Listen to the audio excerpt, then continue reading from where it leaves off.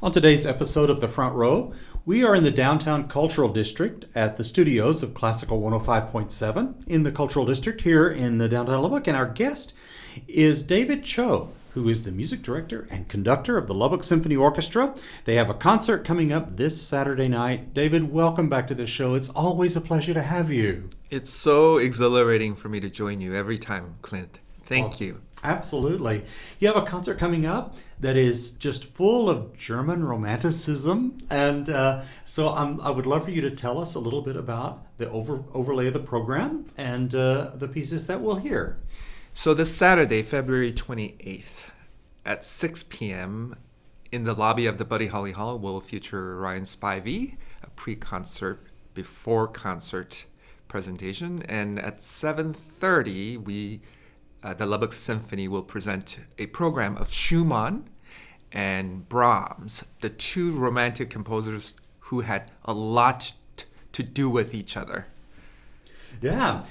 So they were not only composers together, not only Germans together, not only romantics, but they had a close relationship. And tell us more about that, just in terms of their being together and learning and living together, actually. Yes. So Robert Schumann was a senior, and Johannes Brahms was a junior, an up-and-coming young composer, back then 19 years old. And Robert and his wife Clara Schumann, who both were incredible pianists of their time, invited Johannes to live with them in their home to help each other become better composers, better pianists, etc. So Robert Schumann was, in a way, Johannes Brahms's mentor. Yeah. And that's certainly worked out really, really well for the both of them. And of course, they've both become pillars of German Romanticism. That's who we think of immediately, really, when we go there. And you've chosen works by both of those composers on this weekend's performance. What pieces did you pick? We will open the program with Robert Schumann's Overture, Scherzo, and Finale.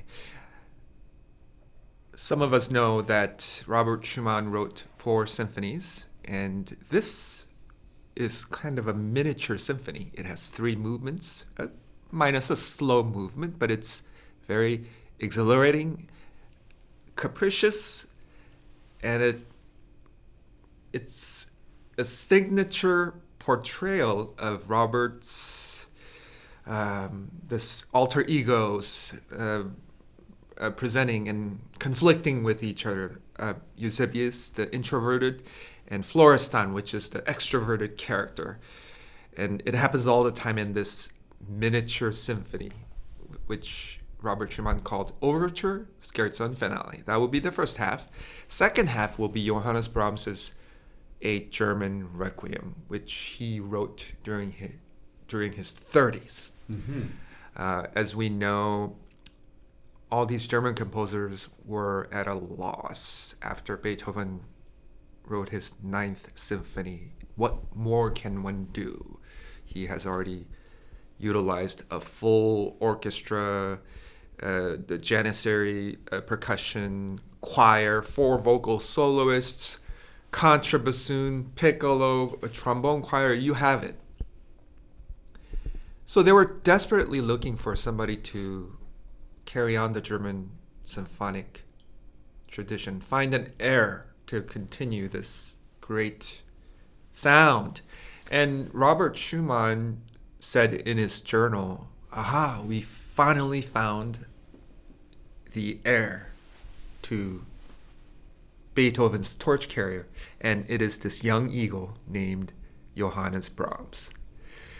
And if you can imagine the pressure that put on Johannes Brahms's shoulders, it took Johannes Brahms 43 years to write his first symphony.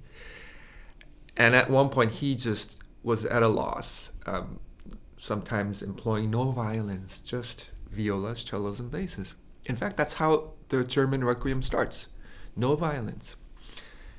And during the time when he wrote the German Requiem, he was still a young composer. His mother had passed away. His mentor, Robert Schumann, had also passed away, and that's what kind of triggered this mourning and dedication to the two people who were very important to Brahms's life. The German Requiem is quite different in a way that it uses a Lutheran Bible verses handpicked by Brahms. And it is different from the usual Latin text, the damnation of the soul. Dies irae, that kind of thing, yeah. Yeah. And so he didn't follow the traditional Catholic rite. Yeah. Perfect. Yeah. And he wrote this as sort of a consolation to the people who are still living. And it's such a encouragement, healing power that so many of us need. I want to say this day and age, but I think it's always been this way. We always need this power of healing through music, and I think Brahms's A German Requiem is a perfect example of it. At some point in Brahms's Requiem kind of materializing, he almost changed the title to A Human Requiem, and also clarified the fact that this is not a requiem about Germany. It's just a requiem in German language. Mm-hmm. Yeah. Right. It's in 7 movements, and it was originally a 6-movement requiem. In the end, the final revision, Brahms added the 5th movement, which was dedicated to his mother, and it's sung by a soprano soloist. Mm-hmm. We also have a baritone solo, which is sung during the 3rd and the 6th movement, and the chorus is employed throughout the requiem, all 7 movements. So who will you use as your chorus, and who are the soloists? For the chorus, we have the forces of the Lubbock Chorale, and they've started rehearsals long ago, and I finally got to see them last night. Okay. Yeah, and they have one more rehearsal on their own on Tuesday, and they'll join us on stage on Thursday, Friday, and of course the concert on Saturday. Our vocal soloists are Amanda Key, soprano, and she's a wonderful artist, and she's from Lubbock actually, and our baritone soloist will be flying in from Knoxville actually. He is doing Barnabas Seville with the Knoxville Opera right now, and he was actually planning on going back home to New York and then to Lubbock, but he just changed his flight, knowing the snowstorm that is in New York, which will cause a lot of delays, and he thought, hey, it'd be more efficient to fly into Lubbock directly from Knoxville. We just need to find him a suit and shoes because he was doing opera in Knoxville. So those are the guest artists, our beloved chorale, and of course, the Lubbock Symphony. Sure. Yeah. It'll be a great concert. For people who are interested in tickets, how can they do that? They can go online at lubbocksymphony.org. Call us at 762-1688. We have student rush tickets for $15, and student ID. You are able to secure a ticket for $15. What an opportunity for somebody who hasn't seen the Buddy Holly Hall, our relatively new venue, and to hear the symphony and the chorus and world-class vocal singers for $15. That's, I think, a bargain. We have about 60 students from Clear Lake Independent School District being bussed in, thanks to our friends Curtis Griffith and Dolly Barker, who have organized this fantastic program for our urban students to be able to come to Lubbock and to listen to the Lubbock Symphony. Thank you, Curtis and Yeah. Dolly. And coincidentally, Curtis Griffith and Citibank are concert sponsors for the Brahms presented by the Lubbock Symphony. Great.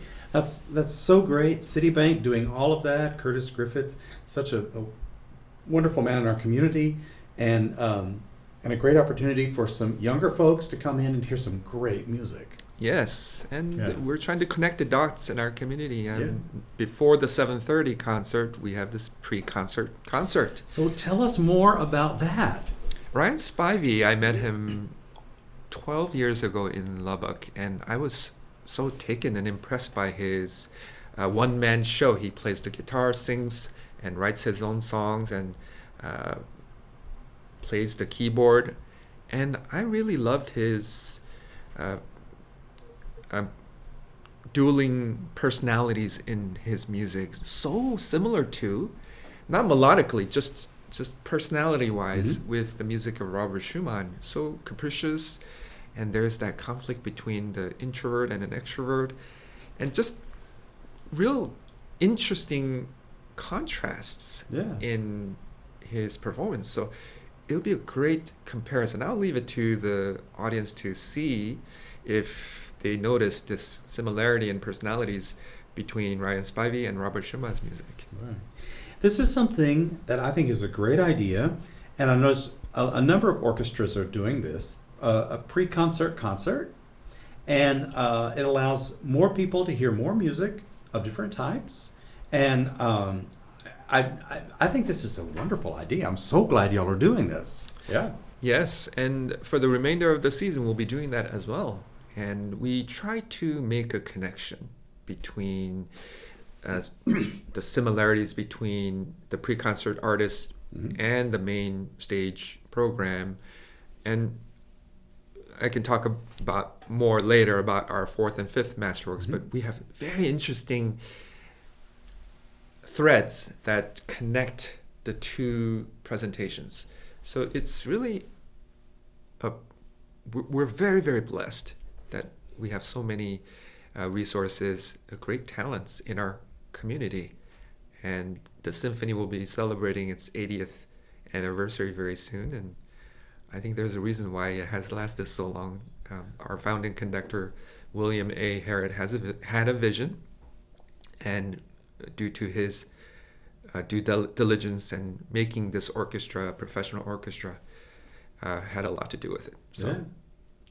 Well, no, that's exactly right. Lots of talent, lots of things, lots of great music. And let's not forget the enormous talents of David Cho that bring all of this together. Your musical leadership, your leadership around town, your musical skills, the programming. It's so much has to do with you, a great culture for the orchestra. And so let's put you right up there too, okay? You make me blush. And I owe this, of course, I've been here for 14 years now, and I've learned how to, or what not to say in front of an orchestra. And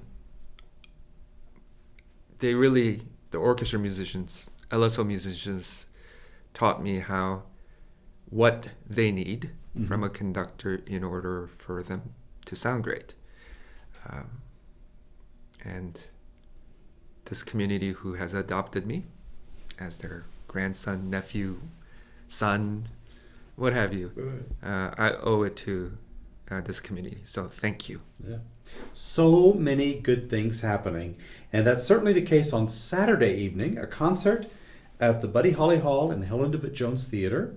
Music by Schumann and Brahms, performed by the Lubbock Symphony Orchestra, Lubbock Chorale, and soloists, all conducted by David Cho. David, thank you so much for being our guest on the show today. Thank you. It's always a pleasure to chat with you, Clint.